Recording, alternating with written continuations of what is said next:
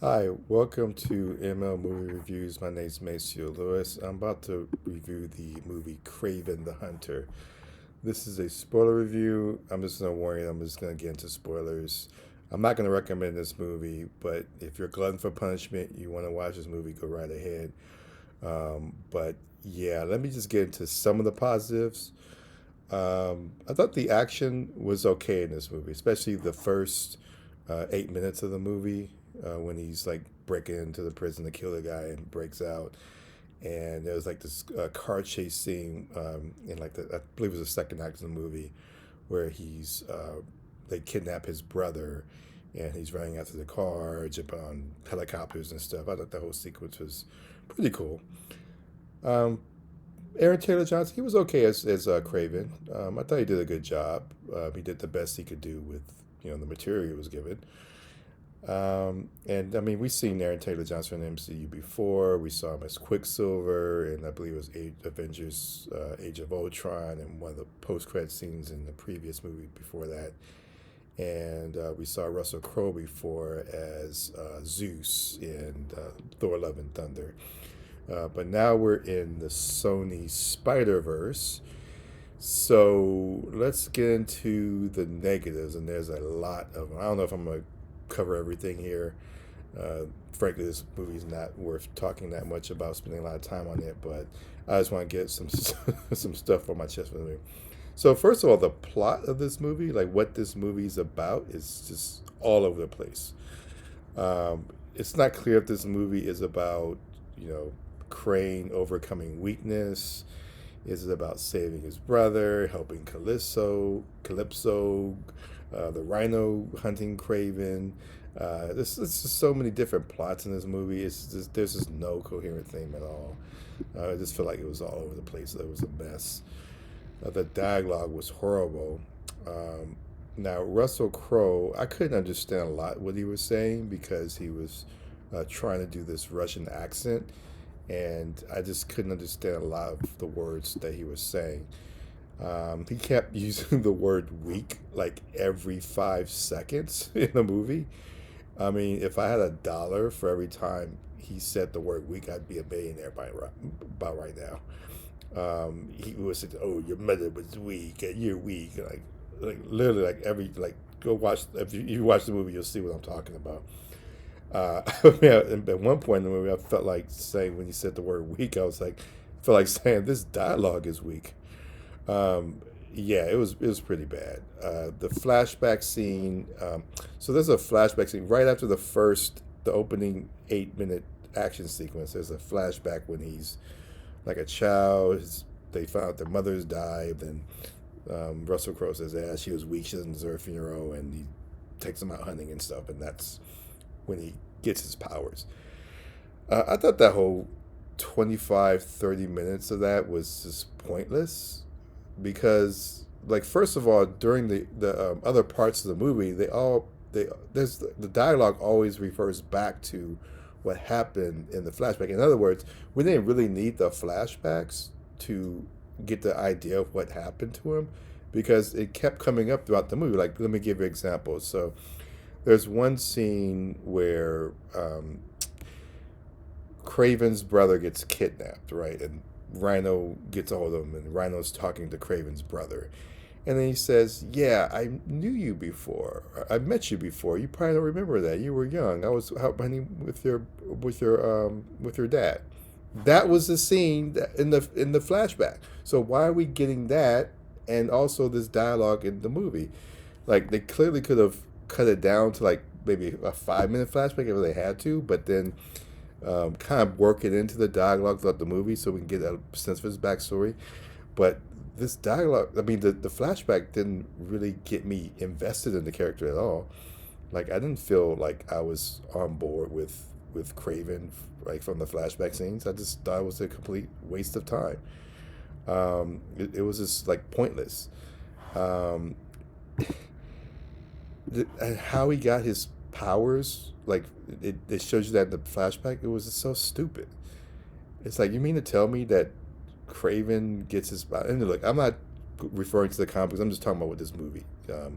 gives us. All right, I mean they always change stuff in the comic books all the time in the movies to make a better story, and so they should have worked on that and not given us this where he's basically attacked by a lion, and the lion's blood drips into his wounds, and then there's this little elixir thing that Calypso gives him, and then all of a sudden he has the powers of superpowers. We can leap around like Spider-Man and stuff, and do all this crazy stuff. Like, what is going on here? This doesn't make any sense to me.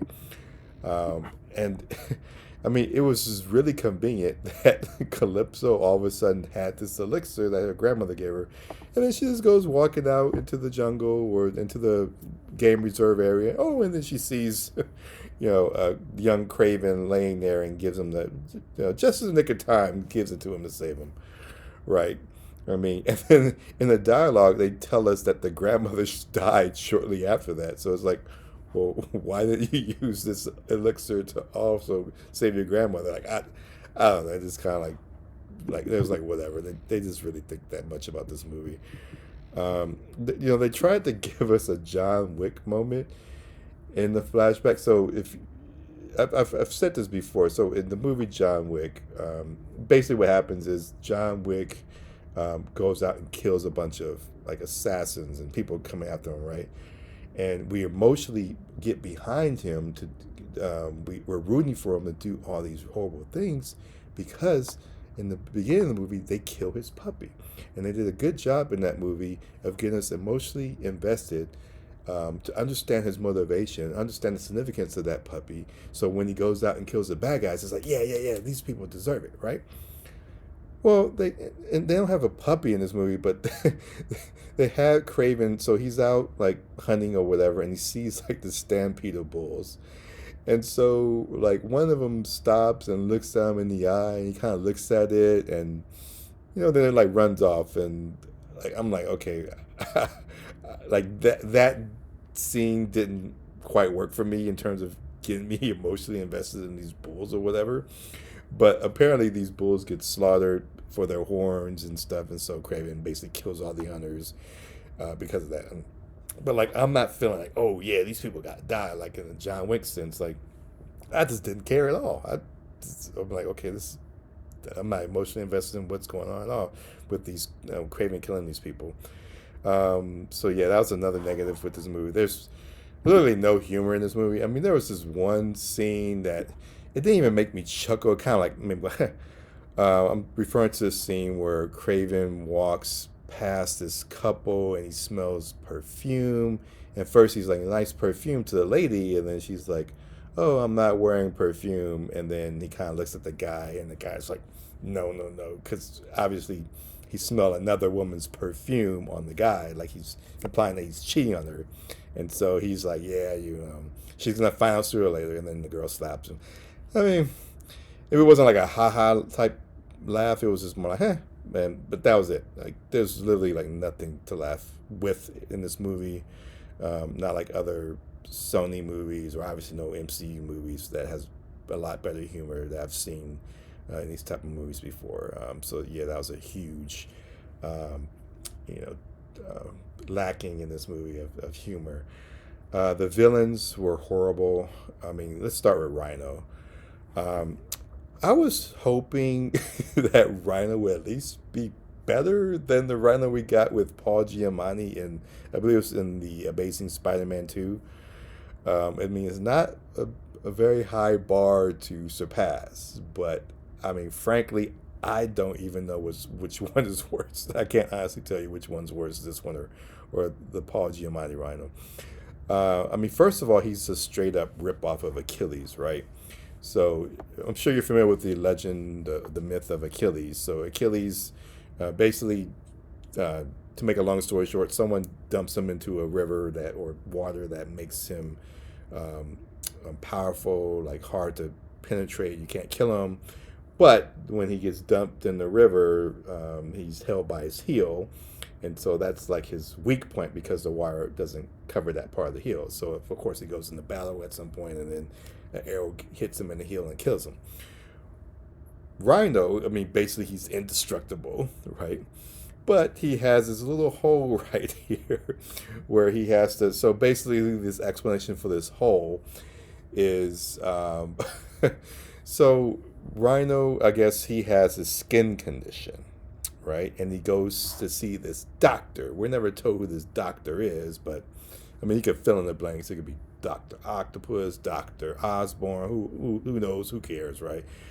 But anyway, so this doctor, cures him and it makes him feel more powerful. So he's able to, have this impenetrable skin. But the catch is, it makes him hurt. Oh, so he has to get like this juice to, I guess, quell his or put his powers down, so that he's not always using his powers, but he takes it out of the thing, so that he can use his powers. I mean, it's basically the reverse of Bane, right? So the Bane character, he has to juice up to get more strong, whereas Rhino, basically takes the juice to subdue his powers. Um, yeah, I mean, it just didn't really make sense. I mean, especially like when he's in the final battle when he comes out full Rhino, I'm like, okay, I'm not getting the sense that he's feeling hurt at all, right? I mean, he's the whole point of him having this thing was because he said it hurts, but he had a pretty lengthy battle scene with Kraven at the end of the movie, and he didn't seem like he was in pain. And I mean, until like the very end, but like not like during the whole time he's throwing around trucks and stuff like that. I mean, that's another thing. It's like, how does he have this power to like throw like so super strong that he can throw around trucks? Oh, the doctor made him stronger, right? Well, also the chameleon went to the same doctor, right, to help him, I guess master his ability to mimic people and stuff.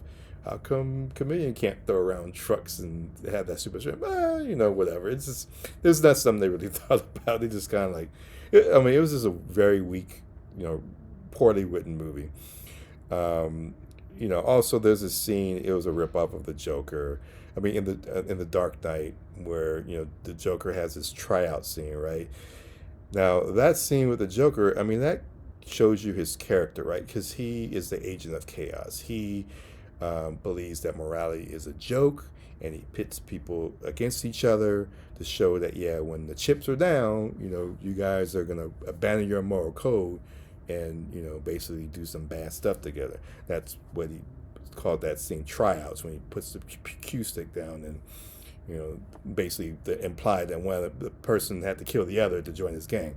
I mean, Rhino pretty much does the same thing when he talks to, I guess, these I don't even know what these people are called. But basically, he's like, "Who wants to work with me now?" And then a lot of them get shot up, and then one of the guys shoots one of the other guys. And I mean, that's pretty much a take from the drama. But that's not a scene that really tells me anything about the Rhino character at all.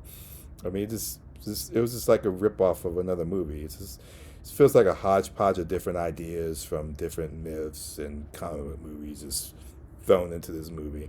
That's what it felt like to me. I mean, the CGI was horrible of Rhino. Like, especially when you look at his face, it's like that looks pretty bad. And but frankly, all the CGI of the animals look bad to me. Yeah, so I thought the Rhino character wasn't that great. The Foreigner also wasn't either. The Foreigner, played by Christopher Abbott. It's not clear what his power was. I mean, honestly, I don't know if he was like stopping time or if he was teleporting or using hypnosis, like what that was. And I really couldn't get behind his motivation at all. Now, I believe they were saying in the movie that, Kraven had killed I don't remember what the relationship was between the guy that Kraven killed and the Foreigner.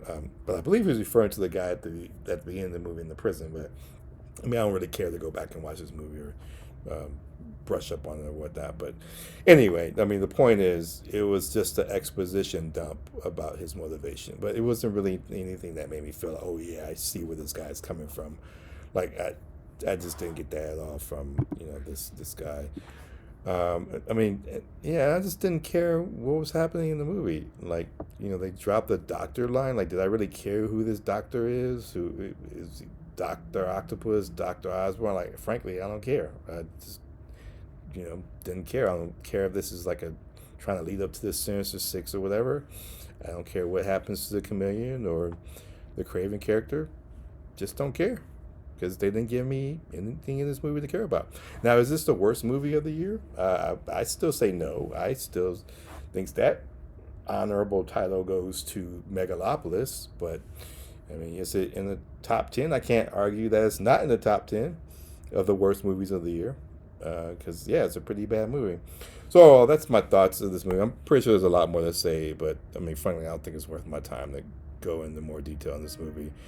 So yeah, but I have other reviews of other movies on my YouTube channel, ML Movie Reviews. So go and watch those if you like, and you want to hear more of my reviews. Hit the subscribe button. When you hit the subscribe button, it's free. You don't pay anything. It just gives you alerts as to when I drop my next review. So thank you until next time. My name is Maceo Lewis, and I will see you then.